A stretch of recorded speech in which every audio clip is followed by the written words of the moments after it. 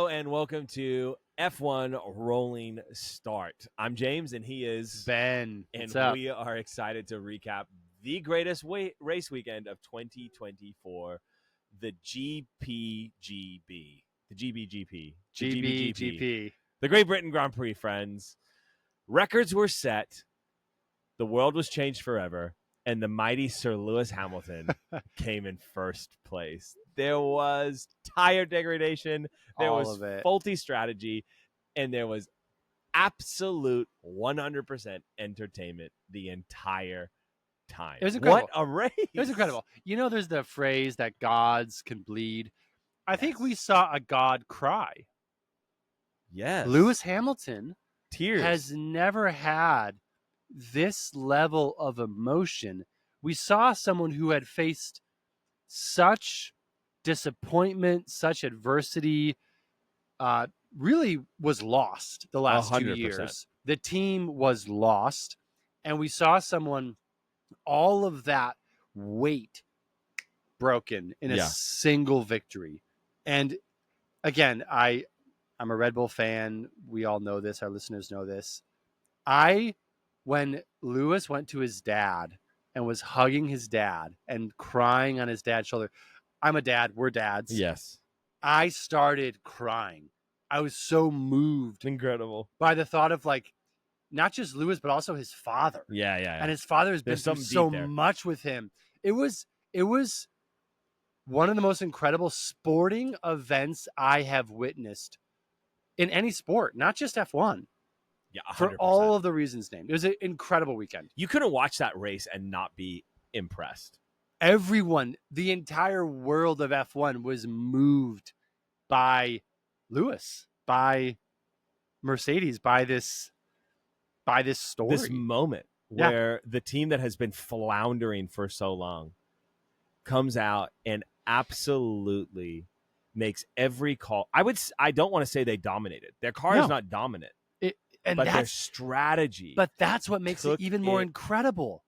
100%. They weren't dominant. They didn't have like the fastest car per se. No. But they had Lewis, and he had enough. Yes. He had enough.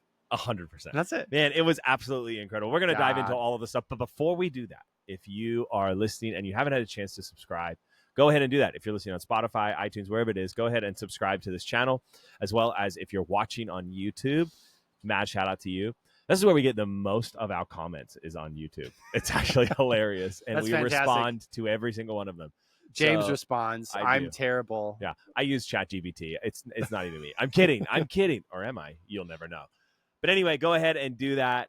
It means the world to us. Follow us on Instagram as well. Or join us in our F1 Fantasy League that Ben has decided not to participate in because he sucks bad at fantasy. I've just stopped. Yeah, I've just stopped. He keeps blaming it on not having time, but I think it's just that you don't truly understand the sport like I do. And it's clear that you don't have a proper grasp. I don't have the right strategy 100% to understand fantasy. No, you're Ferrari 2021. I think I still probably have Ferrari as one of my drivers. Max is my other driver. I don't know where I'm at.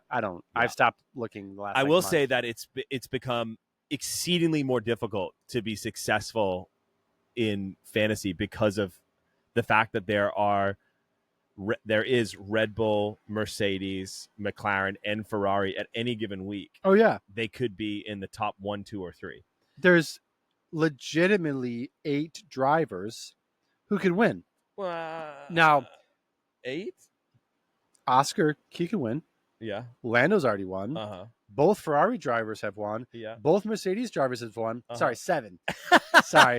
I almost got to Red Bull, and then I was like, Checo. No. Sorry, Checo. Yeah. I was waiting for the realization to happen. You're waiting for me to get there. Oh, my goodness. Here's the thing. Checo. Are we going with Checo? No, we'll get there. We'll get there. We can start. Let's wait. I got to amp up to get to Checo. Let's start with Merck. Can we start with Merck? Yes. Lewis Hamilton secures his 9th home victory at the British Grand Prix. I say British because he had grit. I love that. And it was a world record. Yeah. No one has ever won at a racetrack 9 times. Schumacher has won 8. He had won 8. And then Lewis had won 8. Now, boom. Pretty impressive. Russell. obviously Lewis, transcendent, overcoming, heroic. Russell was on pole. The race theoretically could have been Russell's. It could have. We would not have been calling it one of the greatest races of this year. No. It'd be okay. Yep. It would be good. It was Lewis's race. He had to win. Here's like a deep, dark, conspiracy theory that I don't believe in bringing conspiracy theories into F1. Although there's been some moments. There's been some. But he has a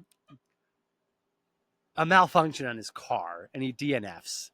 And it's a water system malfunction. Yes. There's moments where, again, I'm not What a do conspiracy. you think? Lewis was walking through the garage and just had like a pair of scissors and snipped one of the lines? I'm just saying, my brother's the conspiracy guy. I'm not. But there's moments where I'm like, this is the better story that Lewis wins than that George does. Yeah. George already won last week. Yeah. This is Lewis's to win. Of course, it's not. They don't mind Lewis winning. They want their drivers to win for sure, and they want Lewis to win.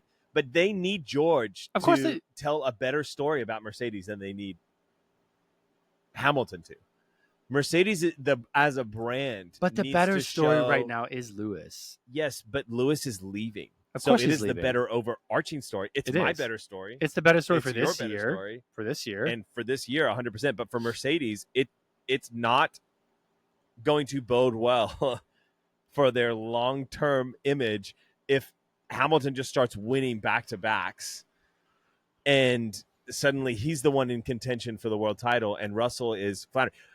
Up until the last 2 weeks, he should be 100%. But we say that, but over the last season and up until now, that's not been the story. Of course. But now over the last 2 races, he's gone from very far behind Russell to 1 point behind Russell. Russell has 111 points in the championship and Hamilton has 110. Yeah. It really is game on. And Russell has significantly out-qualified Hamilton the entirety of this year. And for them to be that close is the crazy. Points don't reflect Russell's dominance qualifying-wise at all, especially at this point. Yeah. Because, Lewis is literally 1 point behind Russell. Yes. But, again, Lewis shouldn't be behind Russell. He should have dominated Russell. Last year, he should have dominated him this year. It's Lewis. But do you think that this changes things? Lewis had admitted that mental health is a big thing for him, and as it is for many people, and that there were times where he questioned whether or not he could do it again. He is the second oldest person on the grid, and Alonso is an anomaly. So really, he's the oldest on the grid. Yeah. And he hasn't won up until that point for 945 days. And so there's 365 days in a year. So for almost 3 years. 3 years, he had not won a race. So you look at someone who has the history, but the current is not matching the history. And so, I think this does change things because he realizes I can do this, which was his words. Yeah. The tears streaming down his face, the emotion that was not just I won a race, it was a self-realization that I've still got it. Yeah. And I think that's one of the most incredible moments in sports. I mean, it's hard to think about an equivalent in another sport. I'm going to go back to a analogy I've used before, but the only thing I can think of as someone who's from Cleveland is a LeBron who wins in Miami, comes to Cleveland, struggles, right, and then finally wins. Yeah. Now, again, Cleveland struggles were for decades. Mercedes were for 2 years. But in F1, that's an for eternity. A team like Mercedes, that feels like an eternity. Yeah. And for Hamilton, who truly is one of the greatest of all time, also feels like an eternity. So I think, when LeBron won in Miami, there wasn't emotion. There was joy. There was happiness. When he won in Cleveland, there were tears. Yep. So I think when I really think about good. Lewis, we've seen him joyful before, but this meant so much more because I think it is reiterating that I still have it, and I believe that now. Exactly. And I don't think he believed it the last couple of years. And I think it's not. You can't just say it was just Lewis. I think the team behind him did such an incredible job.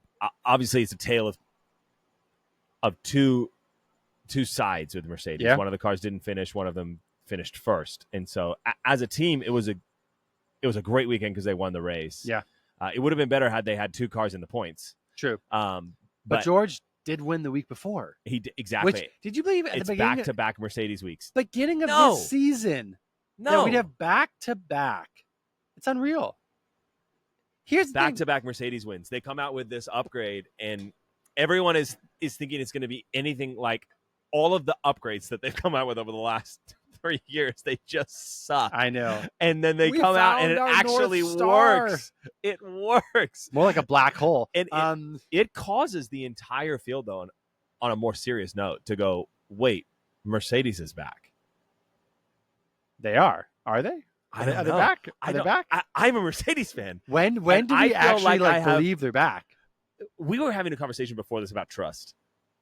And Mercedes has lost some trust. Different context, but yes, trust. Trust is an interesting thing because someone will tell you something, and even when their performance matches what they've told you, when they've failed you in the past, you still have this question in the back of your mind: is this going to actually sustain, or is this a flash in the pan? I mean, because I think about Lewis Hamilton, and it's he had an incredible win, but it's also Silverstone. The dude's got cheat codes there. It's like when you're playing the game and you put it in invincibility mode. Yeah. 9 wins? Like, that's crazy. Well, think about this for a second. So, prior to Canada, Miami, Imola, Monaco, we had a 6th and the 8th, a 6th and the 7th, a 5th and the 7th for Lewis and for Russell. In Canada, it's 3rd, 4th, Spain's 4th, 3rd. Yep.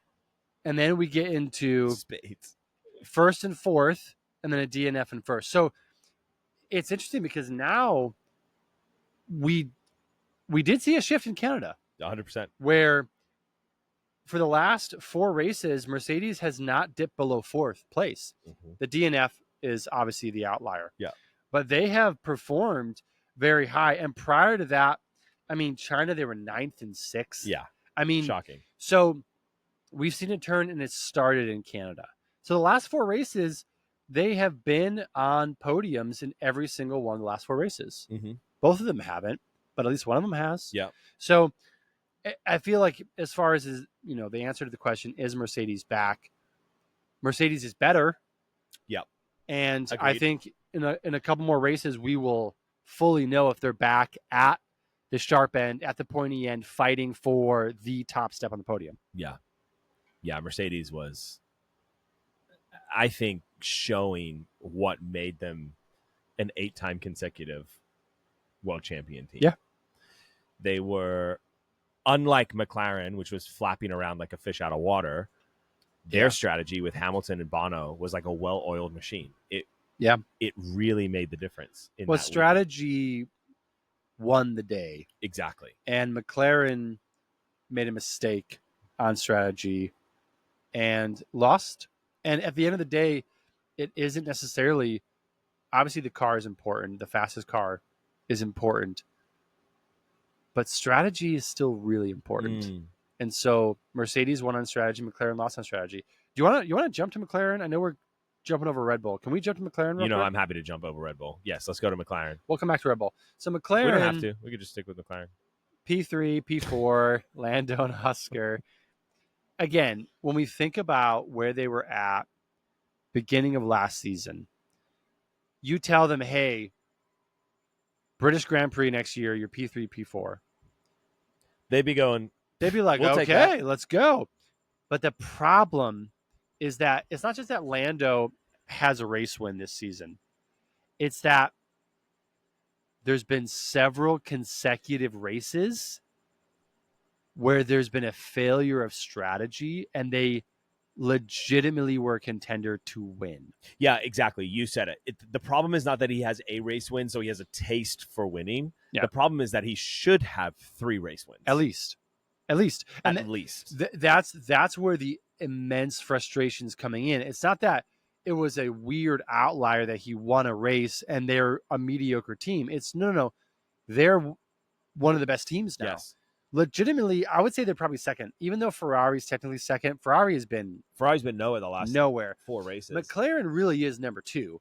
100%. I would agree with that. The last several races, and the fact that they can't get that second win, I think is what is really showing the weakness of the team right now, which is their strategy. Yeah. So Lando goes on to soft.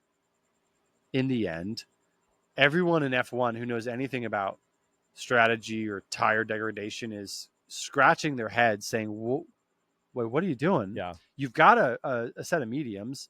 Like, what's going on? Well, it's not just that you've got a set of mediums. It's clear from the other people that are going around the track that the mediums are what's hot to trot. And Mercedes did not have a set of mediums. I don't believe Red Bull did either. It was just McLaren. Right. But Max put on a pair of used mediums. But yeah, the new mediums, Yeah. I think. Yeah. And so then we have even more data that the used mediums are better Max is passing brand new softs. without any effort. He's like, "Oh, hi Lando, bye Lando." Literally. On a used. Yeah. It was a gutted call. The problem was at that point in time, the engineers give the drivers quite a lot of leeway to make the tire decision. So you heard it in that race with Lewis and Bono, where Lewis comes over the radio and he says, "It's not time to go to inners yet. It's still too dry out here." Yeah. And because he made that call, he was able to stay out longer. Now he started moving around all over the place. Yeah, he did. But at the same time, it was like, how can you like watching it on the television, you could hardly tell the difference between dry and wet track. Oh, like yeah. It was they had to be going by feel. Yeah. And so Lando comes in and he's like, I need the softs. He's probably thinking, I just need to get the softest compound to go after Lewis and take him out. And so I guess my question is that should the team have just ignored him and put the mediums on, or should they have given him more information? Well, I think knowledge is power. So the team should have given him more information. He'd have more knowledge about what tires are performing well right now. And I think he'd be able to make a more informed decision. And so I think in those moments when you're going for the win, if a driver makes a call that is contradictory to the strategy to win, you got to say, hey, Lando, medium's where it's at. Mm-hmm. We're going medium. Yeah. Like you have to have leadership. Don't even say anything. Just put the mediums on his car and say go. You have to have leadership. Leadership is disappointing people at a rate they can absorb. Just say, listen, this is what the data is telling us, and we got to go medium. We got to go for the win. So I think McLaren, they are not used to being the second best. Correct. And we're seeing, just like with a rookie in another sport, we're seeing some of that rookie kind of vibe in their strategy. They have a phenomenal team. They've got a phenomenal car. It's just the strategy is the long pit stop. Lando overshoots it. He loses 2 seconds. Guess what?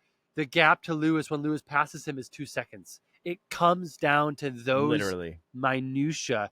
And we're starting to see, I think, some of that pressure. Yeah. Build. The cracks are surfacing because McLaren has been clawing their way back. Yeah. And so you got to be scrappy. You got to take every opportunity that comes when it comes. And now they've got to change the way that they operate. They've squandered a lot of opportunities. They got to change the way that they operate to like, no, we're no longer the underdogs. Like we're one of the top dogs now. So we've got to. It's no longer about trying to scratch my way in. It's about maintaining where I am. Yeah, I mean, you think back to. I know there's a lot of controversy around Austria, but you think back to that race as well, and you're like, at the end of the day, obviously Max was in the wrong. He got the penalty. He was moving under the braking. It cost him. It cost Lando. But if you're Lando, you got to know Max is going to just race you hard like that and race you unfair. It was unfair how he's racing. But I feel like if he just played it a little smarter, he would have won. Yeah. Now, he potentially had the 5-second penalty, but he could have found a better way to pass and then just booked it. But it was these millisecond decisions that are made in strategy, on track, overshooting your pit, that are the decision between kind of life and death for Lando. Yeah. So I think that's where the frustration is coming. Do you feel like he has a chance moving into this next weekend, or has this kind of angst? This is the craziest thing. They all have a chance. Yeah. Oscar has a chance. Oscar's going to win a race this season. He needs to win. He's going to win. He's going to win. And here's the one thing I'll say about McLaren is they may be struggling to get that win, but man, are they mopping up points every week. Oh yeah, Lando in 3 and Piastri in 4th brings in a ton of points. When you think about the fact that Mercedes had Lewis in 1st and Russell in DNF. Yeah. You had Max in 2nd and you had Checo out of 17. The points. You have Ferrari with one driver in 5th and the other one 14th. Out of the point. And so they're executing as a team. I think they're doing really well, but the drivers want to win. They do. And we want them to win. We do. They are one of the only teams besides Red Bull that has had drivers score every single race.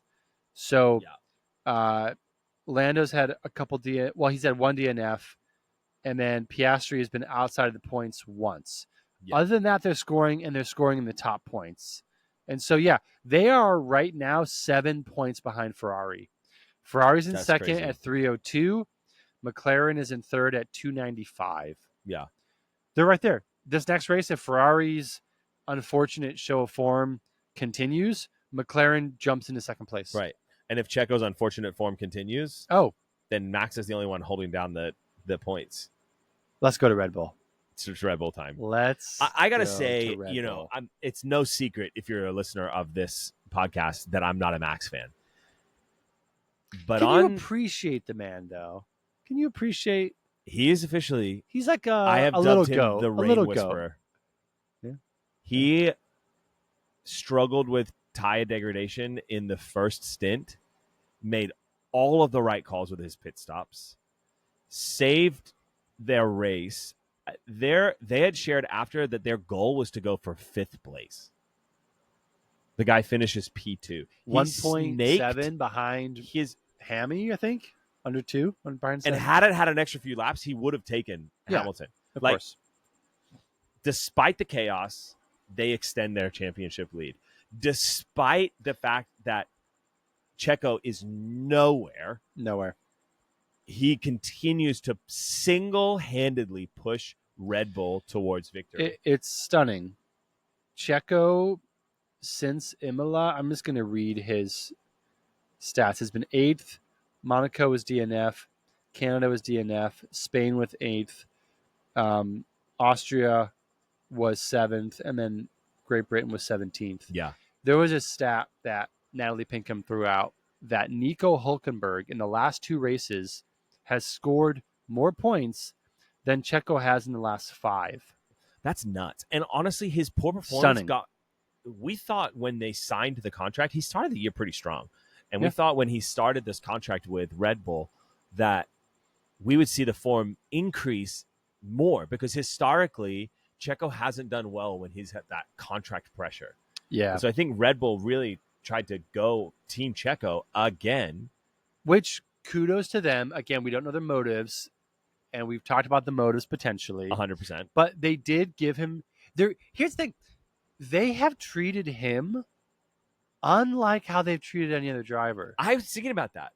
And I think it's because Max likes that Checo's there to get enough points for them to win constructors, not enough to challenge him. The problem is that he's not getting enough points anymore to help them win the constructors, which is why, and to that theory, which is why the current goss in the paddock, unconfirmed unless you read Reddit, is that so reliable. Reddit is, honestly, it's better than Wikipedia, which is also so reliable. Any user-based data set is so good. And the story right now is that Verstappen is blocking Sainz because he does not want a hyper-competitive teammate. And so... Which I kind of have a hard time believing that. I believe it to an extent, but I'm also like... Well, they also have history and beef. They were not good teammates. I think it might be beef. I feel like if there's another teammate who's going to help them win as a team, Max understands how good he is. I really think he does. I don't know that he's insecure if there's someone else who's really good on the team. Yeah. Who's pushing him. Like Max and Danny Rick when they were fighting. Danny Rick's the one that ran away. Max didn't go anywhere. Right. He's like, I'll take it to you. I don't care. I'll fight you. I'll take you out. Like, and obviously there was a different era, it was a different Max, but I think it's because of the beef. Yeah. Him and Sainz in the past. I don't know that it would be performance perspective. I don't know if it's performance. I don't think Max is really afraid of another driver, another good driver. But that, I mean, but there's no real, I don't really have any evidence to point to say that though. Right. Because he ever hasn't since had Danny left, he's had all that himself. We thought would be competitive, but they weren't. He's had it Gasly, all to himself. Albon, and now Checo. And so I mean, we're not seeing. No one can compete with his level of dominance, and he has dominated all of his teammates. So why would he be afraid of Sainz, is your thought? My thought is maybe it's just personality. And he's just like, I just don't want to race with Sainz. Well, I mean, there's a lot of talk about the fact that their dads didn't get along when both of them were coming up in the Toro Rosso days, and which makes a lot of sense there. But dads are both. It comes down to these very human, connections, relational things. I think sometimes. But back to Checo, the guy gambled on intermediate tires way too early in the race, ends up in P7, and lost every track position that he had, and literally could not recover it. No, he was finished at the back of the pack. Horner says the lack of points is unsustainable, which is the start of the rhetoric for Red Bull. But here's the thing. Horner's not making a shot at Checo. He's just stating the harsh obvious that everyone reality. is talking about. Yes. He's like, we cannot not score points, or it is unsustainable for us to have one driver bringing in points. Exactly. We want to win constructors again. At this rate, they're at risk. They are only 69 points ahead of Ferrari. That's a couple races. They're not. They don't have this locked. This is not like last year. They're not thinking in that form. And when you watched the live broadcast and you saw Checo bottom out in qualifying and go off into the gravel, the look on Christian Horner's face of pure disappointment and frustration was palpable. Oh, it absolutely. was incredible. Checo had nothing short of a dumpster fire of a weekend. Yeah. It was absolute terrible chaos. He brought a knife to a gunfight. I'm trying to think of more cliches I could use to describe the terrible it was such a bad weekend that he had. But it's not his first. It's a string of weekends. No. And if this continues, this is what I love about Red Bull. It's like watching a telenovela. Oh. Checo has a terrible performance on a run of terrible weekends. Liam's testing in the car like Ricciardo tested last year when he got his RB seat. And now you have Ricciardo, again, not quite making all of the races. Struggling as well. Struggling. Tsunoda's locked in under contract as a Red Bull driver once again. He And Liam believes and he Danny needs to be Rick next and to Carlos Max. Sainz and everyone is gunning for this seat. And I'm just sitting here going, what is the next announcement? I mean, he has a furnace breathing down his neck of all of these other drivers hungry for that second Red Bull seat. And at this point, at least proposing a pretty compelling reason why they deserve it, he doesn't. Yeah. Yuki is saying he deserves it Yeah. more than Lawson deserves it. Exactly. Yuki deserves it more than Danny Rick deserves it at this point. 100%. And at this point, even probably more than Lawson deserves it. 100% more than Lawson deserves it. He's not going to get it, though. Yuki's not going to get it. Yuki's not going to get it. No. He's not going to get it. It's not gonna get it. I'm going to, because we're talking Red Bull, I'm going to talk about the whole family of Red Bull teams. Go for it. So I'm going to go to Visa, Cash App, Racing, Red Bull, whatever the hell it is. And ask this question. Yuki has been impressive. Yep. He has tempered some of the immaturity, some of the frustration or the anger. Yeah, his flare-ups are far and few between. As far with normal drivers now, there's nothing you could say that he's anger issues compared to any other driver. Has scored in the points consistently. He has 7 races this year. He scored in the points to Danny Rick's 3. When his points 22 points. He is now, he has 20 points. He is right behind Nico at 22. Nico is that's crazy. Jumped him. But he's in 12th with 20 points. He's at the top end as far as some of these teams go. And as far as the back end teams and kind of the middle pack teams, he's at the top, really. He's performing well. Yeah. I think he's making a good case. I think he's performing I don't better think he's than well. ever going to be at Red Bull. I don't think he'll ever be at Red Bull. But I do want to talk about Yuki in the sense of, let's take a moment and talk about the fact that Yuki Tsunoda and Nico Hülkenberg are the top of the midfield drivers. This is stunning. What universe does this happen? We are looking. I mean, obviously, you could maybe now consider actually Aston Martin and Fernando Alonso and Lance Stroll are in the midfield officially. They are firmly in the midfield. So, but Yuki and Nico are really strong drivers. Dude, it's kind of nuts to think that he is outperforming Kevin Magnussen. He is outperforming Daniel Ricciardo. He is outperforming Alex Albon. He is outperforming all of these drivers that get way more time and way more respect than Yuki does. We got to put a little bit more respect on Yuki's name. We need to, and you're absolutely right. As far as midfield goes, it's Alonso with 45 points, Stroll with 23, Hulk with 22, Tsunoda with 20. So really, it's Alonso and then Stroll, Hulk, and Tsunoda as those 3 true midfield drivers, which is insane. I never would have thought at the beginning of this season, this is where Tsunoda would be at. This is where Hulk would be at, but this is where we're at. And this is I mean, it really Stroll is has half the amount of points that Alonso has again. I know. It's out of control. Infuriating. But Nico, imagine if Nico was driving that. Dude, it's so hard to stick with one team right now because these guys it's all over the place. Going off. Okay, so Yuki's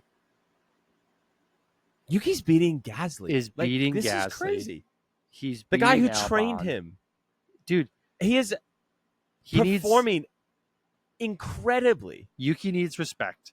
And I think some teams at the front end are hesitant because of his past and some of his rashness or brashness, however you want to call it. And that is unbecoming of a team at the front. I wonder at what point Yuki turns that corner officially to where a Red Bull would actually consider him as a teammate for Max. Yeah. That's a great question. I don't know that I see that actually happening. I think there's another aspect that we're not talking about. and that is marketability. The top teams need to make a ton of money. But Yuki's one of the most popular racers for like younger fans. Not the older fans, but younger there were fans. times in Red Bull's history where Checo's merchandise would sell more than Max's. Oh, I believe that. There are still times when I would be stunned if when it they doesn't. go up, when they go to Mexico. Oh, it's like the entire country just pours all of their money into Red Bull's pocket. The level of clout that some of these drivers, if you don't think one of the reasons why RB has Danny Ricciardo in that seat is just for the fact that every single weekend everyone talks about Danny Ricciardo and whether or not he's going to stay in there, you're fooling yourself. This is a business as much as it is a sport. As much as you might hate that, Ben, I know you. No, but I mean, there is a level of like, it's the reality of is it, you know? Is Yuki going to be the face of our brand? No, I don't think so. And I don't think Red Bull, Mercedes, Ferrari are going, yeah, Yuki Tsunoda is going to be the face of my brand. Yeah. Now, for things that you've said, I think you turn the pressure up. Is he just going to snap? Yeah. He is a good driver. He has a contract for next year. And I think he is going to stay at Visa Cash App. And now Danny, there's still question marks around him. Up in the air it's all rumors. Lawson, question marks around who potentially takes Checo's seat. Staying with the Red Bull family, let's say we leave signs out of it. And let's talk Lawson, Danny, Yuki, Checo, Max. So obviously Max stays, Yuki stays. So my thought is this. If Sergio continues at this level, I think they will put Danny in the Red Bull seat, and they'll basically say, like a 1 year contract? No, I don't think they'll give him one. They'll finish out this year with him, and they'll say, if you can finish out this year strong, then we might give you the seat next year.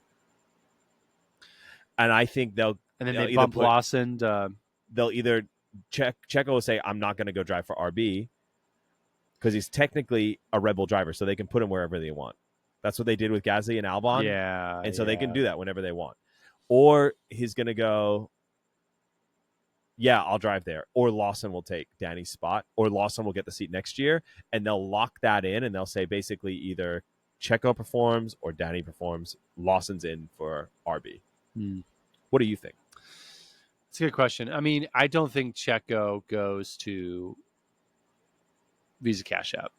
Do you think he quits if they put him? I think he quits. Mid-season? I think if they get rid of him, then he's done. It's too far of a fall, and he is, he's a huge presence. He draws a huge base of support. He's great for the sport. So you don't go from the number one team down to Visa Cash App. I just feel like it's too much to ask him to do, even though they could ask him to do that. Yeah.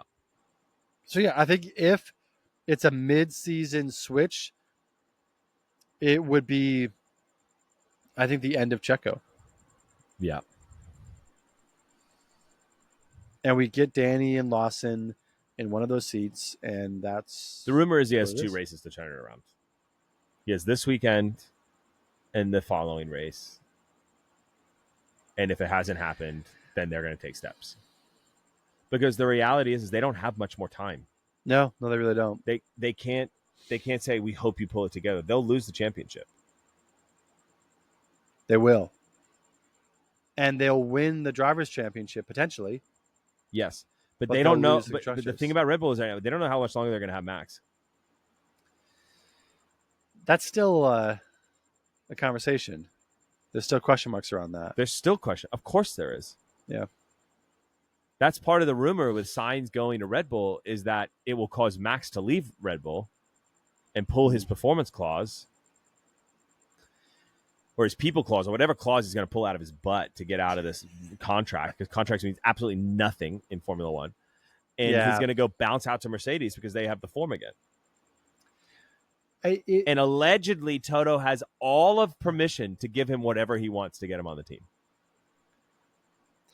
I mean, if I was Max, I'd wait a couple more races to see if Mercedes is for real.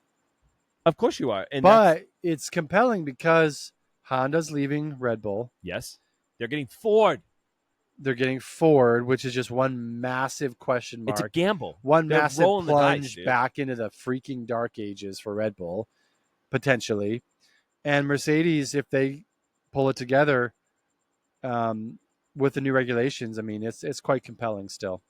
Still, I wish it wasn't the case, but it's still very compelling that he may go there. Yeah, it's true. Let's jump to Ferrari, because Ferrari has been such a sad story the last few weekends. Ferrari's been a bummer. It's been pretty sad. Let's talk. I feel like it started at Monaco. It did. So data never lies. Data never lies. Data tells Ben's favorite the story. So our boy Chuck. So Chuck overcomes the curse of Monaco and he wins Monaco. Finally, incredible race. After all these years of just bad luck and losing and DNFing, he wins Monaco. Well, fascinatingly in the data, up until Monaco, the lowest he had ever placed was 4th place. Yeah. Immediately following Monaco, he DNFs in Canada. He places 5th in Spain. He places 11th in Austria. He places 14th in Great Britain. He has had 4 races and the worst turn of form this entire season after Monaco. It is like the reverse Monaco curse, where he finally wins it and then he just plunges. It's so bad. Into his worst performance this entire season. Yeah, it's not all on him. Their strategy has gone. What is? Well, it's in reverse as well. Yeah. Freddie basically said in the recap, we made all of the wrong decisions. Yeah, I know Canada was Canada was shocking. Yeah, Canada was terrible. At Great Britain, they had another terrible weekend. They went on an aggressive strategy onto intermediates and then left Charles out there. Yeah. Chuck was on his own, dude. Yeah. And they kept him out there for what felt like an eternity. And he was lapping 20 seconds slower than everybody else. And it cost them P6 in the race. Yeah. He could have theoretically finished P5 and P6 and had not a phenomenal weekend, but at least a good point haul. Yeah. Yeah. No, I mean, the team has turned since Monaco. Just like Mercedes kind of shifted Canada onward and became better. Yes. Ferrari is the inverse of that. Exactly. They have shifted and became worse, which makes it all the more hysterical that Hammy is going to Ferrari. Do you think he's thinking, like, in the paddock, he's like, what's going on here? I think he's thinking, what do I need to bring to the table? Yeah. To ensure that Ferrari's going to, like, be successful when I'm there. It just sucks that we always have to ask the question, can Ferrari pull it off again? Can the most successful team and the longest standing team of all time actually do it again? What is it going to take for them to be like how many contenders? Many more decades are we going to wait? It's so sad because they're technically in second place by the they're losing it. They're going to lose it, and we all know they're not the second best team at this point. Realistically, McLaren's already second best. And Mercedes is making a really strong case for passing Ferrari as well. Ferrari is going to potentially shift. It's a coin toss from second to 4th. Yes. Because Mercedes, if they continue this run of form, is going to pass Ferrari. And Ferrari is going to go from contending to being all of a sudden best of the rest. Yes. So it's incredibly concerning. But ultimately, it's just disappointing. Yeah, agreed. It's disappointing for Sainz. Yeah. It's disappointing for Chuck. It's disappointing for the team. They had this great run of form, and then Monaco almost felt like the pinnacle. Yeah. And then it was double DNF in Canada. And, brutal. And Austria, Sainz finished on the podium, but that wasn't really a true podium. He would have been 5th. Exactly. So really, Yeah. they haven't, besides that podium, they haven't cracked 5th. Yeah. Since it's like Russell won. Yeah, but not on pace. It wasn't on pace. No. He won because Max and Lando It wasn't because it crashed. was the best car or the best strategy. No, it's because Max and Lando crashed. Right place, the right time. Exactly. And that works sometimes. Which is a win. So yeah, Ferrari is the upside down of Mercedes at this point. Yeah. And is not looking so great. Yeah. So we can talk about Aston Martin. We can talk about Lewis. I mean, sorry, not Lewis. We can talk about Fernando and Lance. But the reality is that they've fallen. They're boring. They're nowhere. There's no compelling story there. Their car's still really pretty. I like the green. I do love the green. I love me some green. Now, here's a fascinating thing. Again, back to the freaking data. Doesn't lie, people. Aston this season, first off, I'll just say this. They both scored in the points in Great Britain. Is this the first time that he's outscored Fernando this season? I believe it is. But more significantly, this is the first time since Australia both Aston drivers have scored in a race weekend. We didn't know coming into this year if it was going to be McLaren or Aston fighting. No, we didn't. They had some poor form towards the end of last year, but they had a huge promise in their development. Was nuts between the previous seasons. And now they're just no man's land. There literally has been only 3 races this season, 3, where both drivers have scored in the points. Well, and Fernando has 45, if I'm remembering correct, and Lance has 23. It's 45 just to 23. Perpetual story of they'd have more, but even if they were both in the 40s, they would still be so far behind. The other teams. No, they still would be really, really far behind. So they're top of the midfield by far. They are, but here's the crazy thing. Haas is on a rip. A rip. They are on a roaring rip. They flicked Kevin Magnussen officially. He's a bit of a bummer. Which is a bummer, but he was struggling. He was really struggling. He was struggling. And Hulk's was gone. Dude, it's so sad because Haas is finally on a tear. Hulk's on a tear, and Hulk's leaving.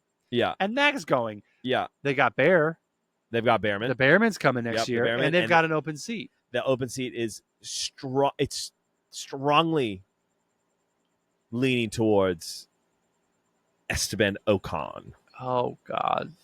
So it looks like Ocon is going to be the one that takes it. I think the only one that would take it from him is if Carlos was like, yeah, I'll go to Haas. But I don't think Carlos is going to Haas. The universe would have to, the rules of the universe would have to fundamentally change for Carlos to go to Haas. It would have to be the worst case scenario. Yep. But again, Haas is on a tear. And I say this to say this. In relation to Aston, it's not inconceivable that Haas could eventually contend or challenge Aston. No. I think I maybe. They have the about problem half is of the Magnussen points. is just not really scoring points. But Stroll Yes, but Stroll's scoring more points than Mag. And Hulkenberg is not scoring as many as Alonso. So unless Haas makes a giant leap in their development and Aston Martin just can't get their feet together this year. Hulk outscored he outscored Aston this last weekend. He outscored Chuck Ferrari. Yes. It's Stunning. a bit of an anomaly. So Haas is taking it to Visa Cash App. Yep. And good job, Io, on your first season. Oh, my God. Goodness. Phenomenal. What a legend. Put an engineer as the leader of that team and watch them flourish. So Haas is doing great. They will, I think, catch Visa Cash App. They potentially will surpass them. It'll be a fight. Yep. And maybe they can take it to Aston, them or Alpha. We'll see. I think the only question I have for Haas is just for Nico. I feel like Nico signed his deal too early. I know. Yeah, I was going to say the same thing. Because that dude God, his value has went up. Oh, his value has gone up, and not only that, he's gone to a team that is not going to score points at all this season. Yeah. And so he's made a big gamble late in his career that Audi's actually going to pull it out. But also, does he have a multi-year contract with them? Yep. So, I mean, he's probably... They're coming in for the first time. Well, yeah. I mean, he's thinking stability. He's thinking it's toward the end of his career. And he's thinking, I'm a, German driver for a German manufacturer. Like, I don't know. But I am sad that he's leaving Haas, just as Haas is making this incredible turn of form. Yeah. I mean, Haas is a real surprise this season. They came in preseason testing with zero fluff. Yeah. Zero expectation. They said, we are expecting to be the worst car on track. Where do you expect to end this year? Ferrari. P10. Hulk has... And then you have a customer car taking on Ferrari. Hulk is beating Checo. Like, that is nuts. Oh my God, this is incredible. This is the stuff F1 is made of. This is and we didn't think this was possible anymore. No, of course we didn't. We didn't think that this was possible with the new current regulations and what's happening. And I don't say this often, but kudos to the FIA and the regulatory people for creating regulations that have given us such an incredible season so far. Yeah. I thought they really crapped the bed last season when we saw RB just dominate. Yeah, I mean, last year was the teams have difficult. It wasn't their fault; it was the team's fault, and the teams have gotten it together, and they are just ripping this year. We have Haas taking it all the way from the back of the field to now possibly contending with Aston Martin. I mean, stunning turn of form. Yeah, and again, like, there's these phrases about, like, change starts from the top down, or change is grassroots and starts from the bottom up. Yeah. And maybe Haas is an example of both of those things. I don't know, but I feel like they're an example of change starting from the top down. Yeah. As much as I love Gunther Steiner with all my heart, I love that he's in the new trailer for F1, the movie, which obviously is like, he's not there anymore. But he's a personality, but Haas has turned it around. Yeah, it's interesting. He's not there this year. And it makes sense for the American team that you could switch the head guy and you could just turn the whole thing on a dime. Because that's kind of what we do as a country, is we just like to switch the head guy every 4 years. See what happens. Which is kind of staggering. We're like, hey, we're just going to switch this up, right? We're fine. 4 years, we'll keep going. Nah, let's flick this. Yeah, true. Well, Haas is ripped. And then let's talk about... Can I do this? Can I just combine the bottom three teams that I care nothing for? Do it. Williams gets the weekly yawn award. Sargent was P11. Albon's P9. Can I just say... Sargent's oddly getting better and better as he knows that he's never going to be in Formula 1 He's never, again. ever going to be in Formula 1 again. Now, here's the thing. I am not... I'll say this. There are compelling storylines in F1 right now. Williams is not a compelling storyline. They were, and that's the sad part. They were.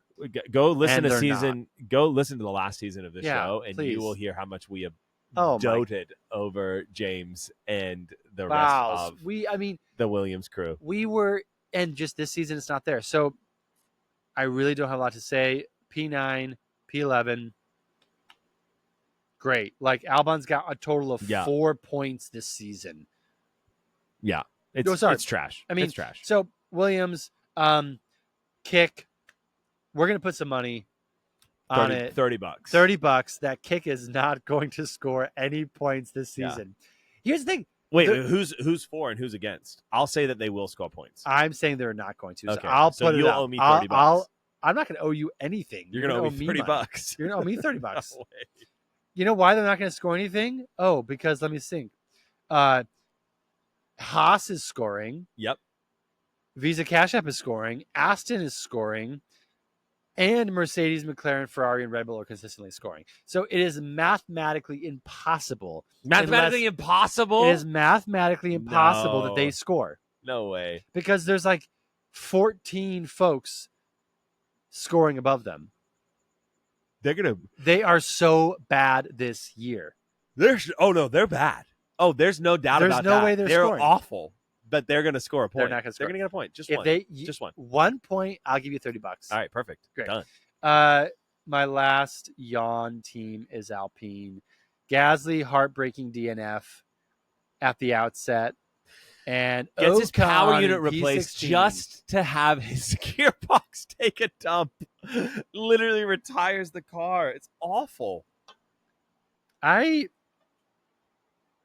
I don't really care. Yeah, they're floundering. They've gotten some more form, but they're still not. They're not taking it like they need to. Alpine has 9 points. Haas has 27 points. Here's the thing. Above them. I still think they're going to end in either 5th. So they're going to beat Haas. They're going to beat Haas. They're going to no. You didn't even let me finish my sentence. Haas is currently in 7th. I did have a pregnant pause in there. You did. They're very pregnant. They're going to finish somewhere in the middle of the mid pack. So like 5, 6, or 7 is where Alpine will finish. They'll beat Kick.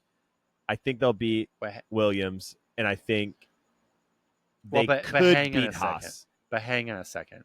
I'm gonna contend there. They're beating Williams, who's behind them by 5 points. Yep. Which is 5 miles at this point. Yeah, they'll stay there. Kick is a laughing stock. They're not going to get out of 10th watch place. out for their 1 point they're going to get. Haas is in 7th with 27 points. And then you got Visa Cash App 31. Then you got Aston in 5th at 68. There's no way in the world Alpine is passing those 3 teams. I don't think they're competitive enough.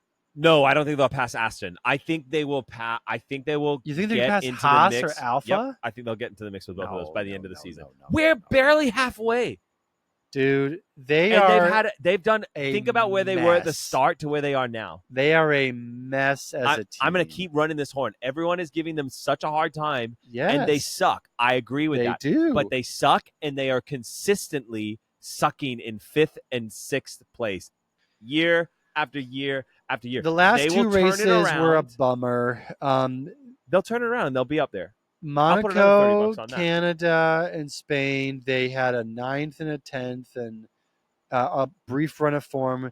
But the last couple of races, they just haven't performed. I do not see them catching the momentum that Haas has or getting close to Visa Cash App. And that's fine, but I do.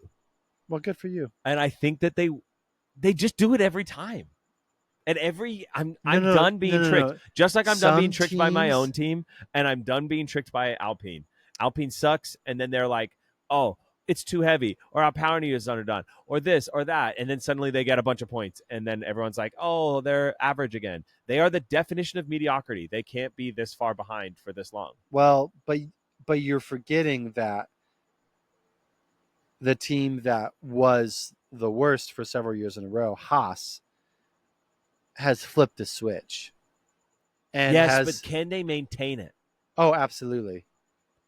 Dude, Hulk has been on but the cars are developing around them. I know. RB came with an entirely new car, essentially. A B-spec car. Yeah. They didn't have great performance, but if you don't think that they got a ton of data Haas that they're going to be able to dial it in. RB. Yes, but RB is going to go rocketing forward. I think here's the race. Aston is your new Alpine. Aston is going to be stuck in 5th because they can't catch Mercedes. I agree with that. And Alpha and Haas aren't going to catch them. So, if anything, Alpine has swapped places with Aston. I think Alpine is now the new Williams. No. Yes. Ben. No, Alpine will beat RB. For and context, they will beat... Williams had 28 points last year. Alpine last year had 120. I know. This year, Alpine has 9. If Alpine even they got off to a slow start. That sounds like something else we've been hearing the last several weeks in America. We're not going to talk about politics. We refuse. We've been inundated with it. No, but this is different. Alpine's at 9, and I guarantee you they will turn it around. They are the new Williams. Here's the thing. Williams is the new Haas. Answer me this. Yes.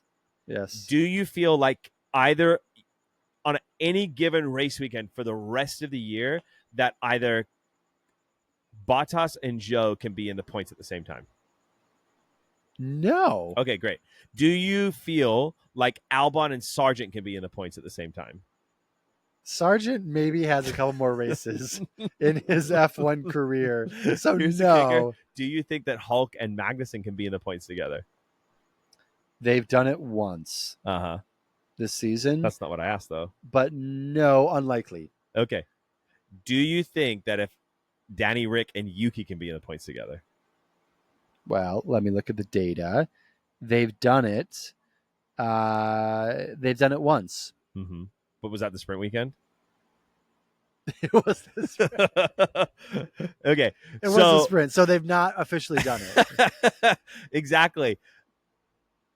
I'm telling you. But Alonso and Stroll have only done it 3 times. If the Alpine development continues and you have Gasly and Ocon with a car, I guarantee you both of those cars will be in the But points hang on together. a second, though. When do they get their 9 points? I'm going to say this real quick.